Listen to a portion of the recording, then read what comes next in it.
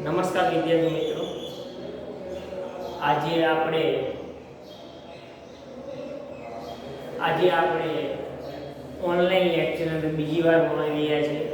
આજનો આપણો વિષય છે એસટીસીસી. જેમાં આપણે વિજ્ઞાપન પત્ર વિશે માહિતી મેળવેલી છે. હવે આપણે આગળ વિજ્ઞાપન પત્રની અંદર ભાગ 2 માં એટલે કે પહેલા ભાગમાં આપણે વિજ્ઞાપન પત્રનો અર્થ, તેના લક્ષણો અને તેનું મહત્વ વિશે વિગતવાર ચર્ચા કરી. હવે એના પછી આપણે વિજ્ઞાપન પત્રમાં સમાવવામાં આવતી વિગતો વિશે વિગતવાર માહિતી મેળવીશું. બરોબર વિદ્યાર્થીઓ?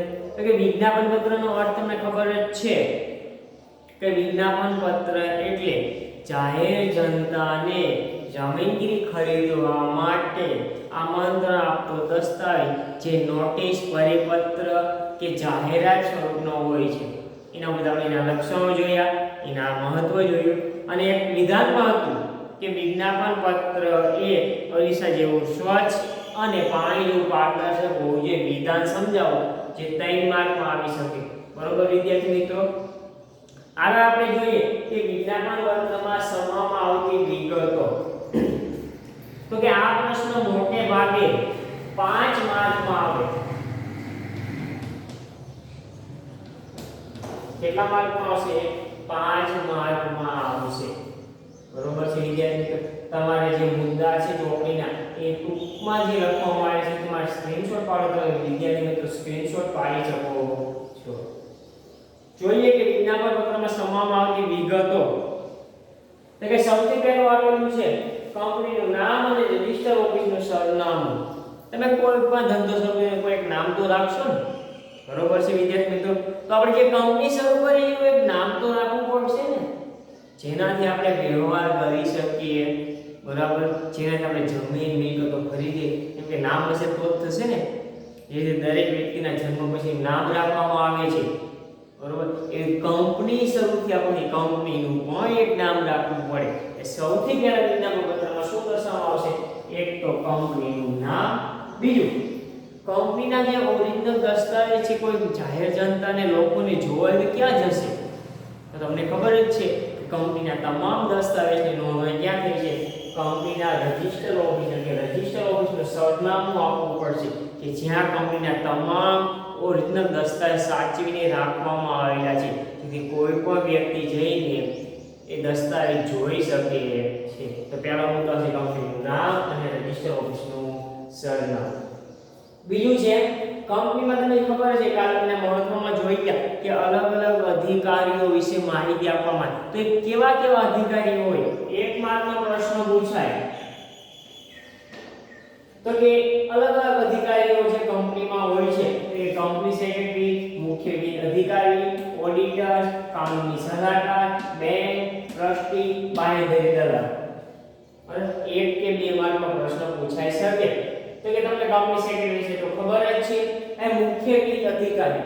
મુખ્ય અધિકારી એટલે જે બધી કામગીરી ઉપર ધ્યાન આપે પહેલેથી, એને આપણે શું કહીશું? મુખ્ય અધિકારી. આગળ આવેલું છે ઓડિટર્સ. તો કઈ કંપનીના જે હિસાબો લખવામાં આવેલા છે, બરાબર, એ હિસાબોનો જે ધારો છે ચાર્ટર્ડ એકાઉન્ટ એ પ્રમાણે હિસાબો લખેલા છે કે એ ટૂંકમાં કહીએ તો હિસાબો સાચી રીતે લખવામાં આવેલા છે કે નહીં એ તપાસવા માટે તમે એક વ્યક્તિની નિમણૂક કરશો, જે આપણે શું કહીશું? ઓડિટર્સ કે જે હિસાબો તપાસ છે. આગળ આવ્યું છે કાનૂની સલાહકાર.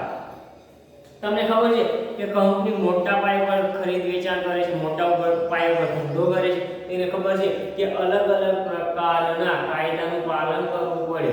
તો કાયદા વિશેની માહિતી આપવા માટે કોઈ વ્યક્તિની જરૂર પડશે ને વિદ્યાર્થી મિત્રો?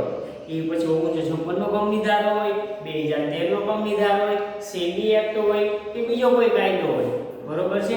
તો કાયદા વિશેની માહિતી આપવા માટે શું છે? કાનૂની સલાહકાર, જેને કાયદા વિશેની માહિતી આપશે, જેના આધારે કંપની સરળતાથી ચાલી શકે.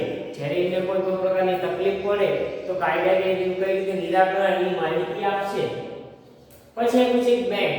તો તમને ખબર છે કે આપણે કોઈ પણ ધંધો કરતો તો આપણે બેંકમાં એક તો ખાતું રાખીએ છીએ, જેના દ્વારા આપણે પૈસાની લેવડ દેવડ થાય.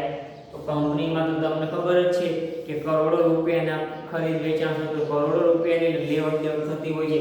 તો એવા સંજોગોની અંદર બેંકની જરૂર પડશે. બરોબર છે?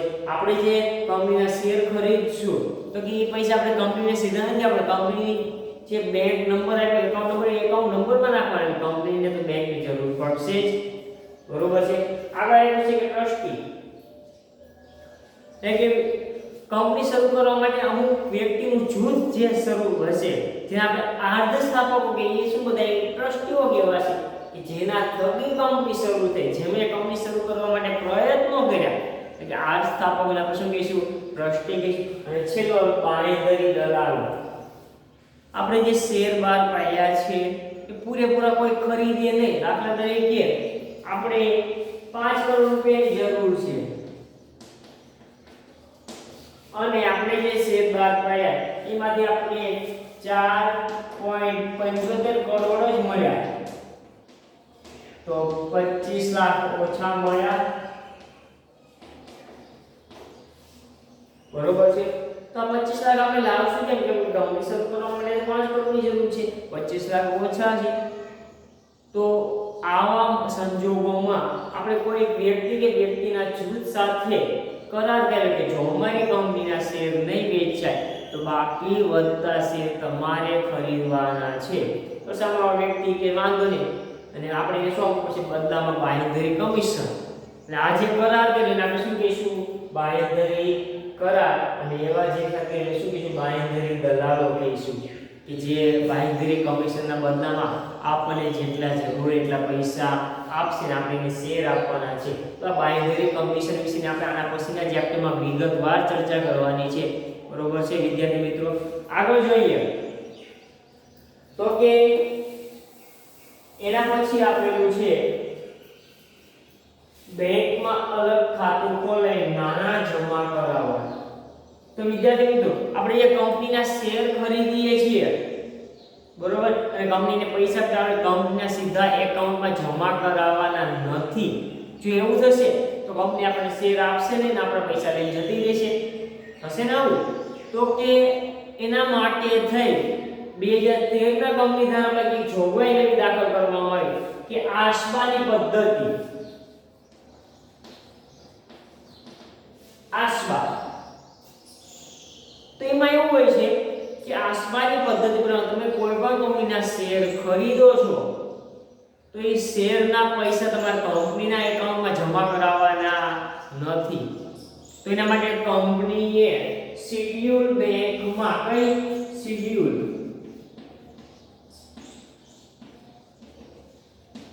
શેડ્યુલ બેંકમાં એસ્કો બેંક ખાતું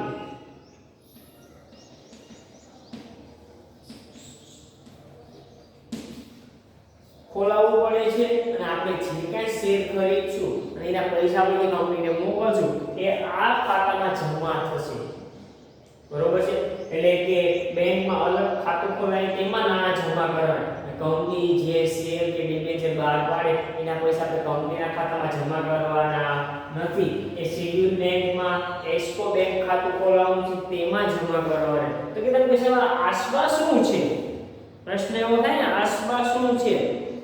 તો આસબા એવી કાર્ય પદ્ધતિ છે કે અથવા એવી જોગવાઈ છે કંપની દ્વારા કે જે આ બેંકમાં ખાતું છે ને, એસ્કો બેંકમાં ખાતું, એમાં જેટલા પણ પૈસા જમા થશે ને એ કંપનીને આપવાના થતા નથી. ક્યાં સુધી? જ્યાં સુધી કંપની તમને શેર ન આપે, તમને શેર પ્રમાણપત્ર ન આપે ત્યાં સુધી આ પૈસા કંપનીને મળવા પાત્ર નથી. કંપની તમને જેવું શેર પ્રમાણપત્ર આપશે પછી જ આ ખાતામાંથી પૈસા બેંક આ ખાતામાંથી કંપનીના ખાતામાં અને કંપનીના બેંકના ખાતામાં પૈસા છે ત્યાં સુધી આ પૈસા આ ખાતામાં ઇનામ પડ્યા રહેશે, બરોબર છે. એટલે કે આસબાની કાર્ય પદ્ધતિ પ્રમાણે તમે જેટલા શેર ખરીદો છો એટલા શેરના પૈસા તમારા બેંક ખાતામાં બ્લોક કરી દેશે, એટલે કે પૈસા તમે પણ વાપરી નહીં શકો અને એ પૈસા કંપનીના ખાતામાં નહીં જાય, એટલે કે બેંક પાસે પડ્યા રહેશે ત્યાં સુધી જ્યાં સુધી તમને શેર પ્રમાણપત્ર કંપની ન આપે ત્યાં સુધી. ખ્યાલ આવી ગયો વિદ્યાર્થી મિત્રો? એટલે જ બેંકમાં અલગ ખાતું ખોલાવી નાણાં જમા કરાવવા. આગળ આવ્યું છે બાંહેધરી કરારની વિગતો. આ જોઈ કે આપણે બાંહેધરી દલાલો કે આપણે જેટલા પૈસા જોતા હોય એનાથી ઓછા પૈસા મળે તો બાકીના પૈસા કોણ આપશે? તો આપણે એના માટે શું અલગ અલગ વ્યક્તિ વ્યક્તિઓ સાથે કરાર કરેલો હોય કે જેઓ એ પૈસા આપશે તો જે કરાર કરેલો છે આપણે શું કહીશું? બાંહેધરી કરાર કહીશું. તો બાંહેધરી કરારની વિગતો કે બાંહેધરી કરાર બજારના કયા વ્યક્તિઓ સાથે કરવામાં આવેલો છે અને એમને કેટલી બાંહેધરી આપી છે, કેટલા રૂપિયા સુધી એમને અમને ચૂકવશે કંપનીને એ બાંહેધરી આપેલી છે. બરોબર છે. તો એ બાંહેધરી કરારની વિગતો આગળ આપ્યું છે બધા જ અધિકારીઓની લેખિત સંમતિ. આ જે બધા અધિકારીઓ આપણે જોઈ ગયા બીજા પોઈન્ટની અંદર કે કંપની સેક્રેટરી, મુખ્ય વિત્ત અધિકારી, ઓડિટર્સ, કાનૂની સલાહકાર, બેન્કર, ટ્રસ્ટી, બાંહેધરી દલાલ, આ બધા જે તે હોદ્દાઓ તમે નિમણૂક કરો છો તે લેખિતમાં જોશે કે નહીં વિદ્યાર્થી મિત્રો? બરોબર. કેમ કે આજના સમયમાં કોઈ વ્યક્તિને તમે નિમણૂક આપો છો કોઈ નોકરી તે લેખિતમાં જોશે બધું, નકર ચાલશે નહીં. તો બધાય વ્યક્તિઓ કંપની સેક્રેટરી લેખિતમાં આપશે કે હા હું કંપનીમાં કંપની સેક્રેટરી તરીકે કામ કરું છું, લેખિતમાં આપશે. મુખ્ય વિત્ત અધિકારી પણ લેખિતમાં આપશે, ઓડિટરે લેખિતમાં આપશે. ટૂંકમાં કહે તો બધાય અધિકારીઓ જે તે હોદ્દા પર કામ કરવા માંગે છે અને એની નિમણૂક કરવામાં આવી છે તે બધી વિગતો કેવી આપશે? લેખિતમાં આપશે. કેમ કે આજના સમયમાં લેખિત સ્વરૂપ વગર ચાલશે નહીં. આગળ છે ભરણાના અધિકૃત અધિકારી અને તેના ઠરાવની માહિતી કે વિજ્ઞાપન પત્રની જે કામગીરી થશે આગળની હવે શેર અરજી આવશે, એના પછી આપણે અલગ અલગ વહેંચણી કરવાની, કોઈ કેટલા શેર માંગ્યા છે એની સામે કેટલા શેર આપવાના છે. બરાબર. આ બધું તમારે 12મા ધોરણમાં ભણવામાં આવશે. અથવા તમને ખાલી ઉપર છેલ્લી તમને માહિતી આપી દો કે જ્યારે તમે શેર ખરીદો તો તમે ક્યારેક એવું પણ બને મોટી કંપની હોય તો તમે એના 50 શેર માંગીએ તો કંપની 50 શેર તમને ન પણ આપે કેમ કે શેર અરજી વધારે આવી તો તમને એમ જ કે તમને 10 શેર જ મળશે. તો આવા સંજોગોમાં શેર અરજી કેટલી આવી એવું પણ થાય કે જે શેર અરજી આવી અમુક અધૂરી વિગતો આવી હોય તેવા સંજોગોમાં શું કરવું? પછી એવું થાય કે વધારે શેર જ આવી તો કેવી રીતે શેરની વહેંચણી કરવી? બરોબર છે. પછી કોને કેટલા શેર આપવા, કેટલા ક્યારે આપવા? બરોબર. તો આ બધી કામગીરી કરવા માટે જે વ્યક્તિને નિમણૂક કરો છે શું કહેવાય છે? ભરણાનો અધિકૃત અધિકારી. જે આ બધી કામગીરી ઉપર ધ્યાન આપશે અને કામગીરી તેના ઠરાવની માહિતી તમે એ વ્યક્તિની કામગીરી સોંપો છો. બધાને પૈસા તો લેશે ને, મહેનતાઓ લેશે, વેતન લેશે કે નહીં લેવે? એમના બી કામગીરી કરશે નહીં. તો એ વ્યક્તિ જે છે મુખ્ય અધિકારી ભરણાનો એને તમે નિમણૂક આપેલી છે તો કેટલા પૈસા લેશે બદલામાં, એનું કેટલું વેતન છે, કેટલું મહેનતાનું છે એની બધી વિગતો અને કેટલા સમય સુધી આ કામગીરી કરી છે એની વિગતો ખ્યાલ આવી ગયો. એટલે કે ભરણાના અધિકૃત અધિકારી અને તેના ઠરાવની માહિતી. આગળ જોઈએ તો કે જામીનગીરી ભરણાની વહેંચણી પ્રક્રિયા સમયપત્રક. હવે તમે શેર ખરીદો, આજ તમે શેર અરજી મોકલે કાલ તમને કંપની શેર આપી દેશે? ના, એવું નહીં બને. અમુક સમય થશે કે નહીં થાય? બરોબર છે. એટલે કે તમે શેર અરજી કરો તો એને ચોક્કસ સમય આપેલો છે, તમને કીધું હશે કે પહેલા જાહેરાત આવશે. દાખલા તરીકે માની લો કે આજ 23 તારીખ છે તો 23 તારીખે જાહેરાત કરે. જાહેરાતમાં કહેશે કે અમારી કંપનીના શેર જે તે બેંકમાંથી શેર અરજી પ્રમાણ શેર અરજી પત્રક મેળવીને તમે 1/5/2021 થી 11/5/2021 સુધી અરજી કરી શકો છો. લખશે કે નહીં આવે? બરાબર. એટલે 23 તારીખે જાહેરાત આવી અને મેં કીધું કે 1/5 થી 11/5 સુધી તમે અમારી કંપનીના શેર ખરીદવા માટે અરજી કરી શકો છો. એટલે કીધું કે જામીનગીરી ભરણાની વહેંચણી પ્રક્રિયા અને સમયપત્રક. હવે કે આ તો ખાલી અરજીનું કીધું, પછી કહે છે કે અમે 21/5/2021 શેર પ્રમાણપત્ર આપશું.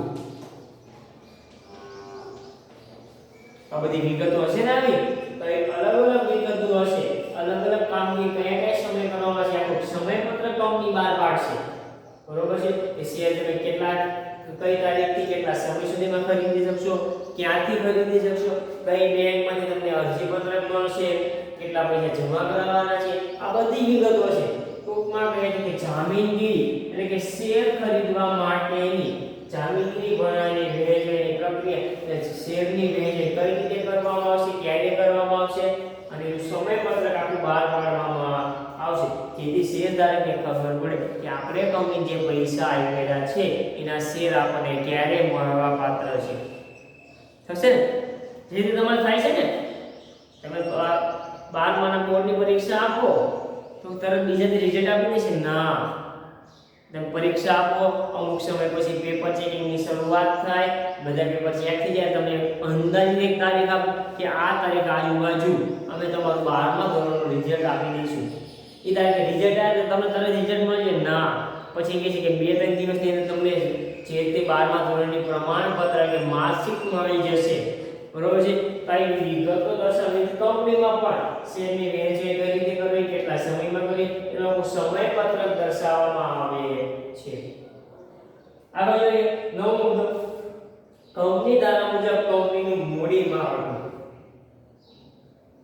તો તમને ખબર કે શેર મૂડીના પ્રકાર લઈ ગયા તો કે મૂડી માળખું તો કંપની મૂડી કેવી ઉભા છે, માલિકીની મૂડી કે ઓછીની મૂડી. એટલે મૂડી કેમ જોઈએ તો બે પ્રકાર પડે. શું મૂડી જોઈએ તેના બે પ્રકાર પડે, માલિકીની મૂડી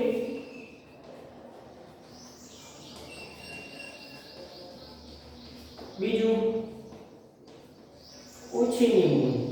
માલિકીની મૂડી એટલે કે ઇક્વિટી શેર અને પ્રેફરન્સ શેર. ઓછીની મૂડી એટલે કે ડિબેન્ચર અને બોન્ડ. ખ્યાલ આવી ગયો વિદ્યાર્થી મિત્રો? એટલે કે કંપની ધારા મુજબ કંપનીનું મૂડી માળખું, કંપની ધારા મુજબ કંપની કેવી મૂડી બહાર પાડે છે, માલિકીની મૂડી બહાર પાડે છે કે ઓછીની મૂડી. માલિકીની મૂડી બહાર પાડે ઇક્વિટી શેર બહાર પાડે કે પ્રેફરન્સ શેર. ઓછીની મૂડી બહાર પાડે ડિબેન્ચર બહાર પાડે કે બોન્ડ. તો આ મૂડી માળખું દર્શાવવામાં આવે છે. બરોબર વિદ્યાર્થી મિત્રો? જ્યારે તમને જરૂર લાગે તમે સ્ક્રીનશોટ પાડીને આ બધું તમે લખી શકો છો, અથવા વિડિયો પોઝ કરીને પણ તમે બધી વિગતો લખી શકો છો. કેમ કે અમુક વિગતો તમને ચોપડીમાં ક્યાંય આપેલી નથી. બરોબર છે? આગળ જોઈએ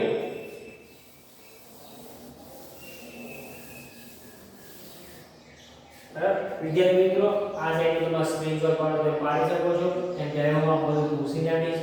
બરોબર છે? આગળ જોઈએ તો કે જાહેર ભરણાનો હેતુ. શું જાહેર ભરણાનું તમે મૂડી કયા કારણ માટે મેળવો છો? કંપની કેવું પડશે ને કે કંપનીએ જે શેર બહાર પાડ્યા છે એ શેર કયા કારણ માટે અથવા શેના માટે બહાર પાડેલા છે એ કંપનીએ શું જોવું પડશે? તમને જોવું પડશે ને કંપની જે શેર બહાર પાડ્યા છે એટલે કહીએ તો કે માલિકીની મૂડી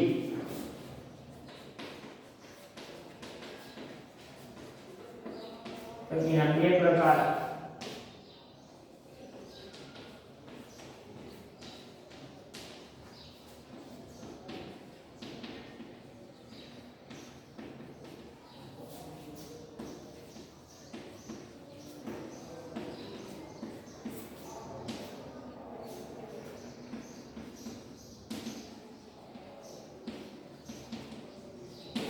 કંપનીએ જે મૂડી મેળવી છે એટલે કે જાહેર ભરણા એટલે કે જાહેરાત દ્વારા. શું જાહેરાત દ્વારા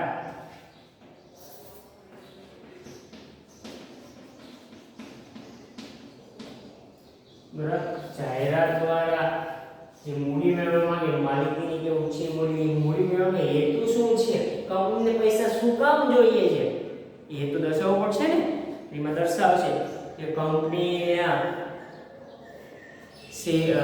પૈસા દ્વારા શું કરી છે, જમીન ખરીદશે, કારખાનો બનાવશે, મિલકતો ખરીદશે, ફર્નિચર ખરીદશે, વાહન વ્યવહાર કરી છે. બરોબર? આ બધા એને શું કરવામાં આવશે? હેતુ દર્શાવવાનો. તો વિદ્યાર્થી મિત્રો 10 મુદ્દા પૂરા થઈ હું એકવાર રિવિઝન કરું છું. સૌથી પહેલું તો કે કંપનીનું નામ, બીજું તો કંપનીની રજિસ્ટર ઓફિસનું સરનામું, એના પછી કે કંપનીના અલગ અલગ અધિકારીઓ ના નામ અને સરનામા એટલે કેવા કેવા અધિકારી કંપનીના સેક્રેટરી, મુખ્ય વિત્ત અધિકારી, ઓડિટર, કાનૂની સલાહકાર, બેન્કર, ટ્રસ્ટી, બાંહેધરી દલાલ તથા અન્ય અધિકારીના નામ અને સરનામા. એના પછીથી કે ભરણા ખોલવાની અને બંધ થવાની તારીખ, જામીનગીરી ફાળવણી અને નાણાં અંગે પરત અંગેનો સમય. બીજા મિત્રો આ એક મુદ્દો રહી ગયો તો ચોથો કે ભરણા ખુલવાની અને બંધ થવાની તારીખ. ચોપડીની અંદર તમને આપેલો ચોથો મુદ્દો કે ભરણા ખુલવાની અને બંધ થવાની તારીખ અને જામીનગીરી ફાળવણી અને નાણાં પરત અંગેનો સમય. એટલે કે ભરણા ખુલવાની તારીખ એટલે તમે કઈ તારીખથી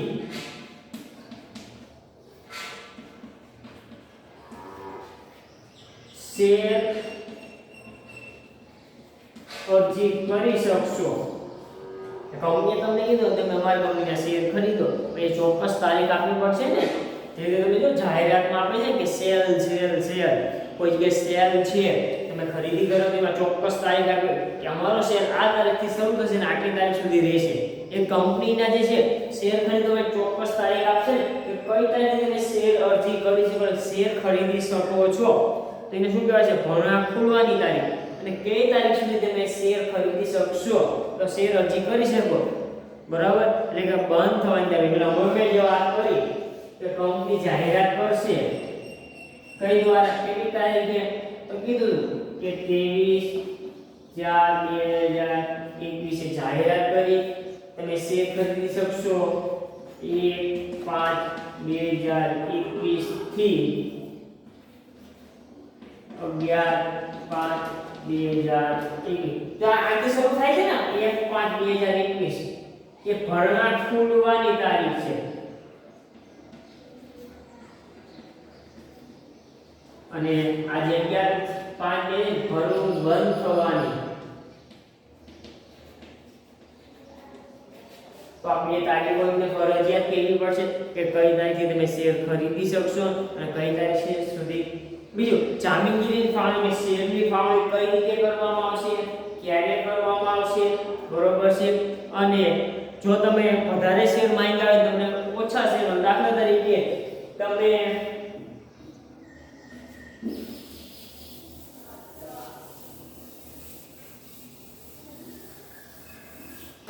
તમે શેર અરજી કરી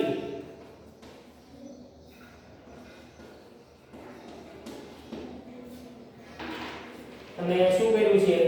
શેર અરજી કરી 50 શેરની. કંપનીએ તમને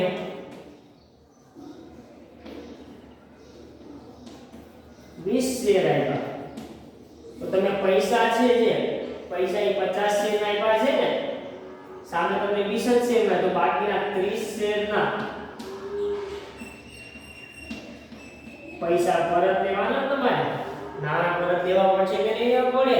લેવા જ પડશે કે આપણે કંપનીને મફતમાં આપવાના નથી. તો એ આપ્યું છે કે ભરણા ખુલવાની ને બંધ થવાની તારીખ, જામીનગીરી ફાળવણી અને નાણાં પરત અંગેની સમય.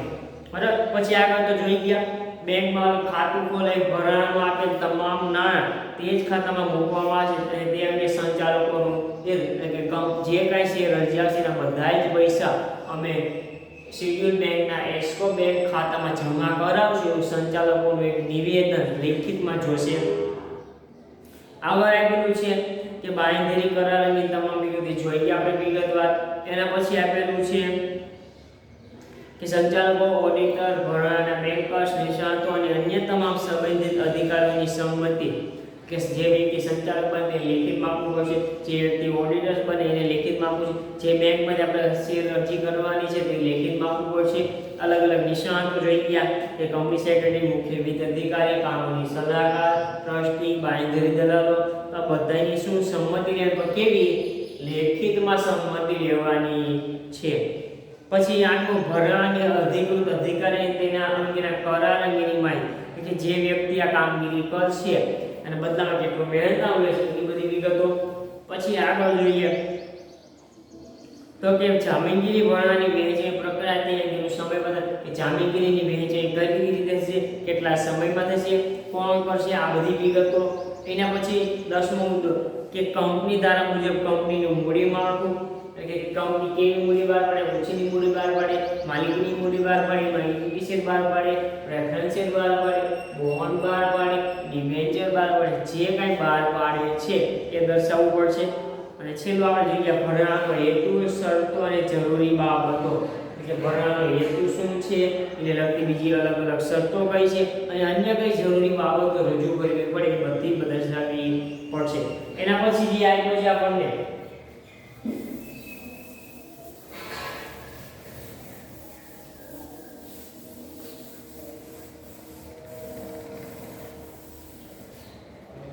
કે કંપનીના મુખ્ય ઉદ્દેશો અને વર્તમાન ધંધાની માહિતી. એટલે કે કંપની કયા ઉદ્દેશથી શરૂ કરવામાં આવી છે. તમે જો તો આપણે કંપનીના મુખ્ય બે જ કે નફાનો હોય, કામ બીજો હોય, સેવાનો. બેમાંથી એક જ ઉદ્દેશ રાખે ને. કોઈ તમે ધંધો શરૂ કરો, માલિકી વ્યક્તિ માલિકીની પેઢી શરૂ કરો, તમે દુકાન શરૂ કરો, શું કામ શરૂ કરો છો? નફો કરવાનો. તમારે હેતુ જે જોઈએ ને નફો કરવાનો. સહકારી મળે તો કે સેવાનો. એક કંપનીનો મુખ્ય ઉદ્દેશ સૌથી પહેલા શું હોય છે? નફો કરવાનો હોય છે. એટલે કે કંપનીનો મુખ્ય ઉદ્દેશ. બીજું, કંપનીનો વર્તમાન ધંધો, એટલે કોઈ કંપની શરૂ છે ને બીજી કંપની શરૂ કરે. દાખલા તરીકે રિલાયન્સ કંપની છે, તમે જો તો કે એ એક કંપની નથી કે રિલાયન્સ કંપનીની જે બીજી અલગ અલગ કંપની છે. ટાટા કંપની કાંઈ એક જ વસ્તુ નથી, નીચે અલગ અલગ કંપની. દાખલા તમને ઉદાહરણ કે ટાટા સ્ટીલ, સ્ટીલ બનાવતી કંપની. પછી જો કે ટાટા મીઠું, તો કે મીઠું બનાવતી કંપની. પછી કે ટાટાના જે ફોર વ્હીલ ખટારા જે આવે છે એની તો છે ને, બરાબર. પછી ટાટાના સળિયા બનાવતી કંપની. તો શું એક જ કંપનીના નામે બીજી અલગ અલગ કંપની ચાલે છે ને, બરોબર છે. એટલે કંપની તો શું નામ એક જ, પરંતુ નીચે અલગ અલગ બીજી કંપનીઓ ચાલતી હોય, બરાબર છે. એટલે કંપનીનો મુખ્ય ઉદ્દેશ અને વર્તમાન કયો ધંધો કરે છે. બીજું, ધંધો ક્યાં ચાલી રહી છે, કંપની કઈ જગ્યાએ આવેલી છે, કયા રાજ્યમાં આવેલી છે, રજિસ્ટર ઓફિસ ક્યાં આવેલી છે, એનું કારખાનું ક્યાં આવેલું છે, એવી બધી વિગતો. તે સ્થળ, પ્રોજેક્ટ અમલીકરણ અંગેનો કાર્યક્રમ, બરાબર. એટલે જે જગ્યાએ કંપની આવેલી છે તેની માહિતી. અને તમે જે નવી કંપની શરૂ કરવા હોય, કઈ જગ્યાએ શરૂ કરવા માંગો છો, ક્યારથી શરૂ થશે, બરાબર, એ બધીની વિગતો. એના પછી આપેલું છે આપણે આમ તો જગ્યા આવી આ પ્રોજેક્ટ અંગેની માહિતી. બહુ મહત્વનો મુદ્દો છે વિદ્યાર્થી મિત્રો. તમને ક્યારેક 3 માર્કમાં પૂછાય, કેટલા?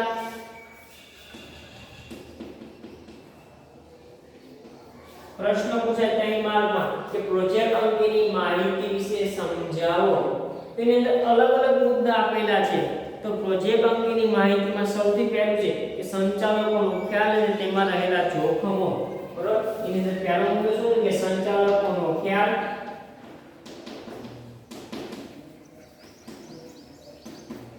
અને તેના જોખમો. એટલે કે આ જે નવી કંપની શરૂ કરી રહ્યા છીએ એના સંચાલકો શું કહે છે અને બજારમાં એના પ્રત્યે જે નવી કંપનીના કયા જોખમો રહે એની બધી માહિતી આપવાની છે. બીજું છે કે પ્રોજેક્ટ માટે રાહ જોવાનો સમય,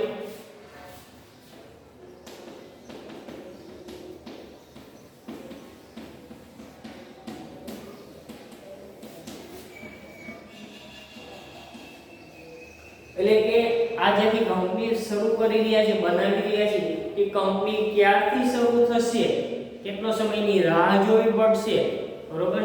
એ પ્રોજેક્ટ માટે રાહ જોવાનો સમય, કે પ્રોજેક્ટ ક્યારથી શરૂ થશે એની માહિતી.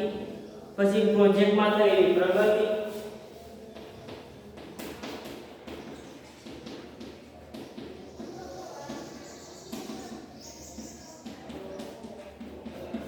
માની લો કે પ્રોજેક્ટ શરૂ થઈ ગયો છે તો કેટલો ચાલ્યો છે, કાકાનું બન્યું છે કે નથી બન્યું, જમીન લીધી છે કે નથી લીધી, બિલ્ડિંગ બને છે તો કેટલું બન્યું, તો એની માહિતી કે પ્રોજેક્ટમાં થયેલી પ્રગતિ, કે કેટલી કારખાનું બધું બન્યું છે.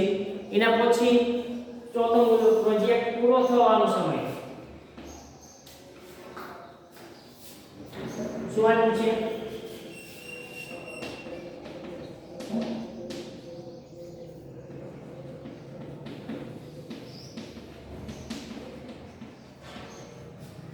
કે કંપનીનો જે પ્રોજેક્ટ છે, કારખાનું બનાવવાનો, બિલ્ડિંગ બનાવવાનો, પછી માલ સામાન લાવવાનો, યંત્રો લાવવાનો, આ બધી કામગીરી કેટલા સમયમાં પૂરી થાય, ક્યારથી કંપની ઉત્પાદન કરી બજારમાં વસ્તુ મૂકશે વેચાણ માટે તો એની વિગતો. એના પછી પાંચમું આપેલું છે કે વિજ્ઞાપન પત્ર પ્રગટ થયાના અગાઉના 5 વર્ષ દરમિયાન કંપનીની સ્થાપના માટે કોઈ દાવો પડતર કે વિજ્ઞાપન પત્ર એટલે કંપની સ્થાપના પહેલાની વિગતો.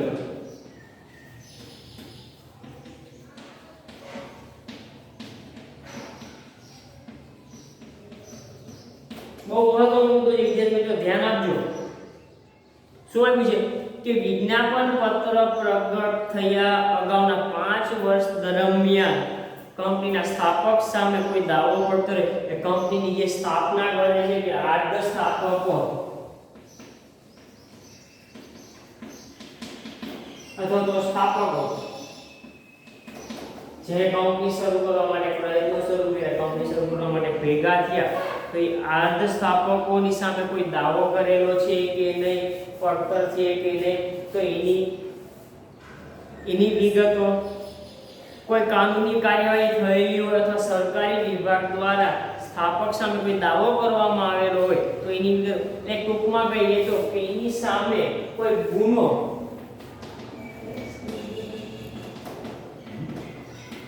દાખલ થયો હોય અને સજા થયેલી હોય કે દંડ થયો હોય, બરાબર, તો એની વિગતો તમારે શું કરવી પડશે, દર્શાવવી પડશે. એટલે કે જે સ્થાપકો છે એની સામે કોઈ દાવો થયો છે, કોઈ શું કહે સામે સજા થઈ છે, દંડ થયો, બંને થયું છે, એવું થાય ને, શું દંડ અને સજા બંને પણ થાય, બરાબર. તો એની વિગતો. બીજું, સરકારી વિભાગ દ્વારા સ્થાપક સામે કોઈ દાવો કરવામાં આવ્યો છે, કોઈ કાનૂની કાર્ય કરવામાં આવે તો એ બધી વિગતો આપણે ટૂંકમાં કહીએ તો કે સ્થાપકો સામે કોઈ દંડ કે સજા અથવા એની સામે કોઈ ગુનો દાખલ થયેલો નથી એવું કે સોગંદનામું આપવું પડશે. એના પછી આગળ જોઈએ તો કે લઘુત્તમ ભરણા અંગેની વિગતો, બરોબર, એટલે કે લઘુત્તમ ભરણા અંગેની વિગતોમાં જોઈએ આગળ તો કે લઘુત્તમ ભરણા અંગેની વિગતો, પ્રીમિયમ તરીકે કોઈ રકમ ચૂકવવાની હોય તો તે અંગેની બાબતો અને રોકડ સિવાય કોઈ શેર આપેલ હોય તો તે અંગેની વિગતો. એટલે કે લઘુત્તમ ભરણા, એટલે કે લઘુત્તમ ભરણું એટલે શું, તમારે પહેલા પ્રશ્ન એ થાય લઘુત્તમ ભરણું એટલે શું. તાના પછી ચેપ્ટરમાં છતાં પાછા તમને એની વ્યાખ્યા કે લઘુત્તમ ભરણું એટલે કોઈ પણ કંપની શરૂ કરવા માટે ઓછામાં ઓછા જે પૈસાની જરૂર પડે, શું, કોઈ પણ કંપની શરૂ કરવા માટે જે કાંઈ ઓછામાં ઓછા પૈસાની જરૂર પડે કે જેના વગર કંપની શરૂ થઈ શકે નહીં, એને આપણે શું કહીશું, લઘુત્તમ ભરણું કે લઘુત્તમ ભરણા અંગેની વિગતો. એટલે કંપની શરૂ કરવા માટે ઓછામાં ઓછા કેટલા પૈસા જોશે, એનાથી વધારે આવે તો વાંધો પણ ઓછામાં ઓછા એટલા જોશે તેની વિગત. બીજો પ્રીમિયમ તરીકે ચૂકવવાની રકમ.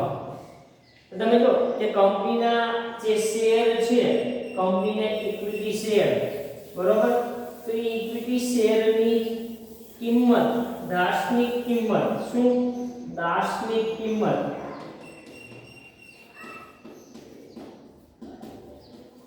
₹10 હોય છે. કેટલી હોય છે, ₹10 જ હોય છે, બરાબર. તો તમે જો કોઈ કંપનીના શેરની કિંમત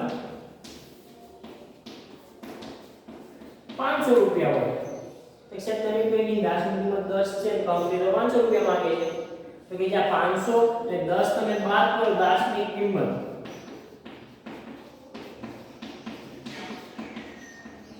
એટલે ₹490 શું કહેવાશે, પ્રીમિયમ. પરંતુ કેવું, શેર પ્રીમિયમ ની વાત કરે કે પ્રીમિયમ તરીકે ચૂકવવાની રકમ તથા રોકડ સિવાય કોઈ શેર આપેલો. એટલે ઘણા નિષ્ણાતો છે જેમને મહેનતાના બદલામાં શું આપવામાં આવે, શેર આપવામાં આવે, પૈસા ચૂકવતા નથી પરંતુ પૂર્ણ ભરપાઈ થયેલા શેર આપવામાં આવે તો તેની વિગતો. એના પછી આગળ છે સંચાલક મંડળની વિગતો, તેમની નિમણૂક, વેતન અને અન્ય કંપનીમાં તેમનું હિત. કે જે વ્યક્તિ તમે સંચાલક મંડળ અથવા સંચાલક તરીકે નિમણૂક આપો છો તેનું નામ, સરનામું, વર્તમાન ધંધો, એની નિમણૂક ક્યારથી કરવામાં આવી છે, પછી એમને કેટલા મહેનતાનું વેતન કેટલું ચૂકવાશે, એ અન્ય કેટલી કંપનીમાં સંચાલક તરીકે કામ કરે છે, પછી તેમનો પ્રકાર પણ આવે, કેવા પ્રકારના સંચાલકો છે, કેમ કે સંચાલકોના અલગ અલગ પ્રકાર આવે તો 12મા ધોરણમાં આપણે ભણશો સંચાલકોના પ્રકાર, તો કે કેવા પ્રકારનો સંચાલક છે તો એ બધી વિગતો દર્શાવવી પડશે. એના પછીનો મુદ્દો વાત કરશે કે સ્થાપકોના યોગદાન અંગેની વિગતો, એટલે કંપનીના જે આદિ સ્થાપકો છે એમને કયા કયા પ્રયત્નો કર્યા છે, કઈ રીતે કંપની સ્થાપવા માટે કેટલી મહેનત કરી છે, કયા કયા વ્યક્તિની નિમણૂક કરી, કેટલા નિષ્ણાતોની સેવા લીધી, કેટલા એના માટે એમને પૈસા ચૂકવ્યા, એ બધી વિગતો આમાં દર્શાવવામાં આવશે. એના પછી મહત્વનો મુદ્દો ધંધો ચાલુ હોય તેવી કંપની ધારાની વધારાની વિગતો, એટલે જે કંપની શરૂ છે એની નવી કંપની સ્થાપે છે શું, અથવા તો જે કંપની શરૂ છે નવા શેર બહાર પાડે છે તેની બીજી અલગ અલગ 3 વિગતો દર્શાવવી પડશે. શેર આજે ધંધો ચાલુ છે એમાં બીજી કઈ બાબતો આવે તમે ચોપડીમાં જોઈ શકો છો. તો સૌથી પહેલું કે કંપનીની જે નફા નુકસાન ખાતું છે, પાકું સરવૈયું, બરાબર, એટલે કે કંપનીનું જે નફા નુકસાન ખાતું, પાકું સરવૈયું અને ઓડિટરનો અહેવાલ.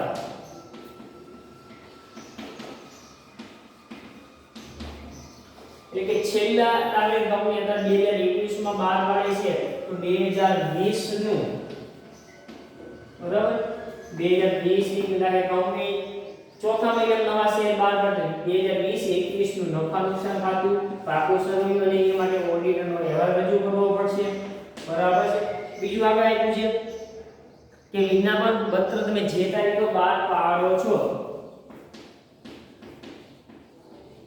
વિજ્ઞાપન પત્ર બહાર પાડ્યાના 5 વર્ષ પહેલાના હિસાબો, તમે જે તારીખે વિજ્ઞાપન પત્ર બહાર પાડો કે જૂની કંપની છે એ નવા શેર બહાર પાડે છે તો એના 5 વર્ષ પહેલાના નફા નુકસાન ખાતું, પાકું સરવૈયું, ઓડિટરનો અહેવાલ રજૂ કરવો પડશે. એટલે છેલ્લા વર્ષનો કરો તો અગાઉના 5 વર્ષનો પણ એને અહેવાલ રજૂ કરવો પડશે. આગળ છે મેળવેલ જામગીરીનો ઉપયોગ પ્રત્યક્ષ કે પરોક્ષ રીતે જેમાં કરવાનો છે. એટલે તમે જે શેર છે, શેરની મૂડી, તેનો ઉપયોગ ક્યાં ધંધા માટે કરવાના છો, ટૂંકમાં કઈ કંપની માટે કરવાના છીએ. આ તમે જે નવા પૈસા મેળવો છો એનો ઉપયોગ તમે કઈ કંપની માટે કરવાનો છે, એ પ્રત્યક્ષ હોય કે પરોક્ષ રીતે તમે કઈ જગ્યાએનો ઉપયોગ કરવાના છો તો તેની વિગતો આપવાની છે. બરાબર છે. તો આ મુદ્દો તમે ધ્યાનથી જોઈ શકો છો કે ધંધો ચાલુ એ વધારાની બીજી 3 વિગતો દર્શાવવી પડશે. એના પછી આગળ વિજ્ઞાપન પત્રની વિગતો કંપની દ્વારા 1956 અને સેબી કાયદો 1992. તમે કોઈ પણ કંપની વિજ્ઞાપન પત્ર બહાર પાડો તેને 2 કાયદાનું ધ્યાન રાખવું પડે. એક તો 1956 નો કંપની ધારો અને સેબી નો કાયદો. સેબી નું પૂરું તમને કહી દઉં કે security exchange board of India, બરાબર. સેબી નું મૂળ રૂપ શું થાય? Security exchange board of India. આ બે કાયદો હતા. જે નવો કંપની ધારો છે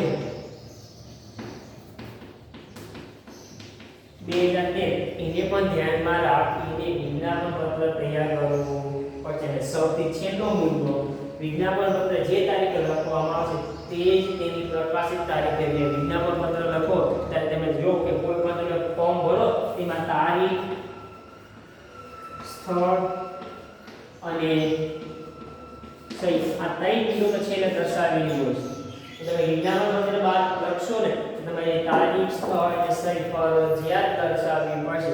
જે તમે તારીખ લખશો તે તારીખથી વિજ્ઞાપન પત્ર પ્રકાશિત કરવામાં આવેલું છે તેવું કહેવામાં આવશે. બરાબર વિદ્યાર્થી મિત્રો, તો અહીંયા આપણો જે મુદ્દો છે વિજ્ઞાપન પત્રમાં સમાવવામાં આવતી વિગતો એ પૂરી થાય છે. તમને ન સમજાય તો તમે કોમેન્ટ કરી શકો છો. વિડિયો વારંવાર જોતા રહેજો. બરાબર છે. ઘરે રહો અને સુરક્ષિત રહો.